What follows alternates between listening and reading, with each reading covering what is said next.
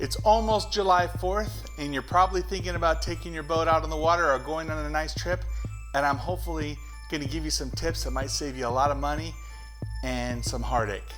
So in our area, there's tons of debris in the water, okay? And I've seen it at lakes all over the place this year.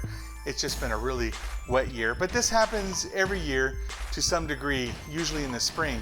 But right now at Lake Oroville, I mean, check out this little piece of debris we found the other day. The debris you find in the water, usually you come and there's pockets of debris fields, and I'm sure you've seen them, okay? I want to make something clear. When I talk about this, I actually got some of the debris and I picked it up. This is like average of what's out there. It's just a piece of wood that's been in the water for a long time and it gets smooth. And when it's in the water and you grab it, it's very soft and you know, it's waterlogged.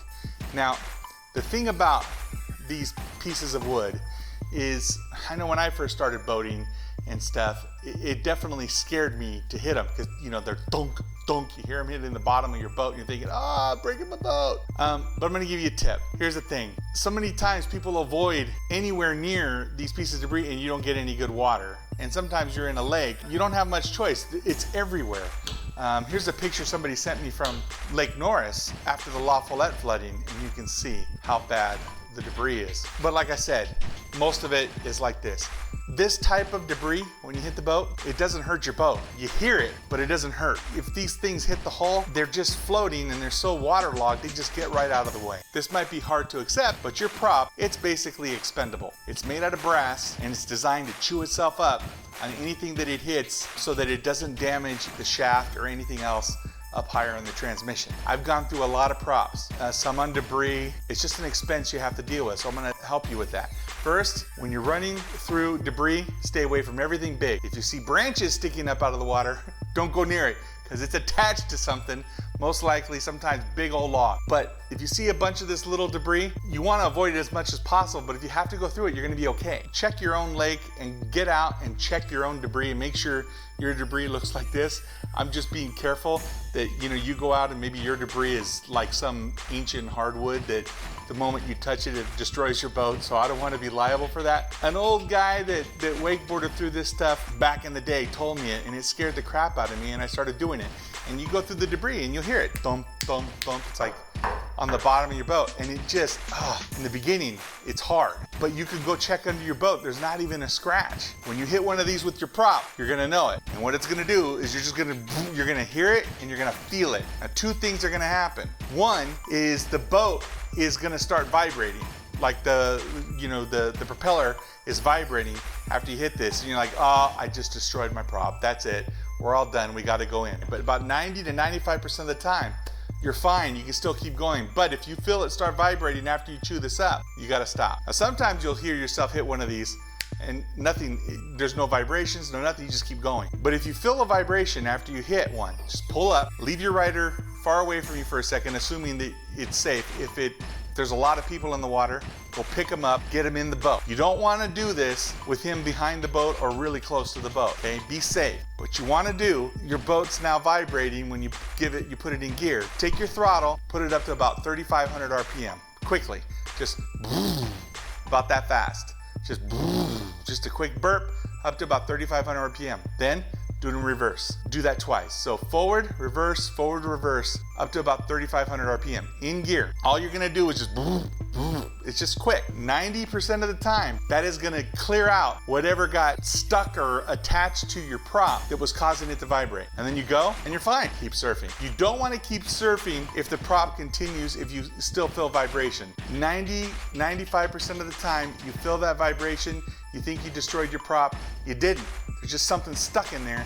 Clear it out by just opening the throttle a little bit. Don't go over 3,500 RPM. That's on my boat. My red line, I think, is 5,500 or so. That's what I do. And I've been doing this on 12 boats now. It works. There is the chance that you did bend up your prop. So here's what you need to have. This is my Acme spare propeller go bag. I didn't bring it in here because I want to bring it in the house, although you can see this prop I've had for years. I think it got chewed by mice or something, and you put the propeller, it goes right here in this spot. But here's the important part, okay? It's the other side. And I'll tell you this when you buy it. So what do I got here?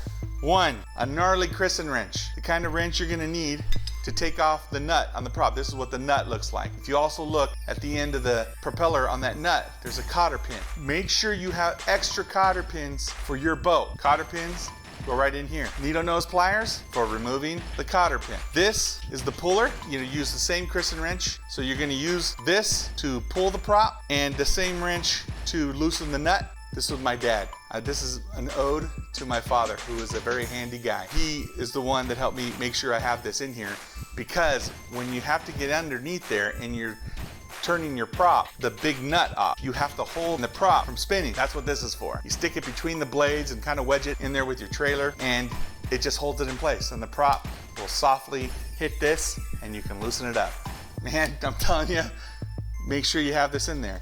So when you have this stuff in there, you are able to pull your boat out of the water, especially if you've traveled somewhere, change your prop right there on the ramp and get back out and go surfing. Maybe you lose a half a day, a couple of hours, but that's all you're gonna lose. If you don't have an extra prop and if you don't have the ability to change it, you can lose a lot more time. Don't ruin your vacation. This is a must. One more big tip. This is huge. You can go buy all this stuff, have your extra prop. You get out there on the lake, you can't take the prop off. I've had this happen. Here's how you prevent that. I also have in here a little tiny finger thing of grease. So you want to make sure you have a little bit of it, just axle grease. At home, when you have all your tools, go take your prop off and put it back on. And when you put it back on, use a little grease on that shaft. So that way, you know that when you're going to replace it on the ramp, it's not gonna be stuck, because sometimes they're stuck, and sometimes just this puller, it isn't good enough. Man, you'll see what I mean. But go out, take your prop off, put it back on, use a new cotter pin. Always use a new cotter pin, don't take a risk. They're cheap, go buy more. Then you have the confidence that you're gonna be able to do this. Peace of mind is the greatest thing. There's nothing worse than spending all this money on a boat and all this gear and everything we do, and then you can't use it. This is gonna save your life. Make sure you have your extra prop brand new. Now, next pro tip. When you hit a few pieces of debris and you clear it out and everything's fine, keep going. Don't assume that your prop is in perfect condition. Every time you hit a piece of debris, especially if you have to clear it out, when you get home, get your butt underneath there, take a good look at your prop. When you stick your head down there, it's very hard to see sometimes if it's bent. My recommendation to you is that every time you hit the prop, when you get off of the water, get underneath there, put your fingers on it and get a good look at it. If it looks good, you're fine. But at the end of the month or every 30 days, take the prop off and hold it and turn it, looking at it sideways. I can't tell you how many times I've inspected my prop under the boat and thought it looked fine, even put my fingers around it. And then when you pull it out, you're like, holy crap, it's cockeyed. This is easy though.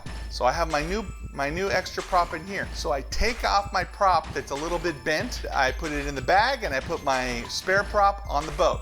Good to go. Then I call my buddy at PB's Props, Dennis, and I either ship him the prop or I drive it down to his house. He will make that prop like new. And it doesn't cost that much. If you have a spare prop and a prop, that spare prop's gonna cost you $600, $700, $800. When you have that spare prop, then you can just keep going back and forth and keep making them like new until maybe Dennis tells you, dude, you've done this 10 times, you need a new prop. But then you're good to go. And that's it. That's my tip today. There's a lot of debris out there. Be careful. This should keep you surfing and keep you on the water. Have a great 4th of July.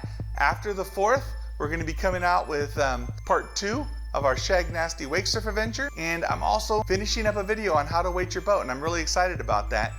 Keep wake surfing.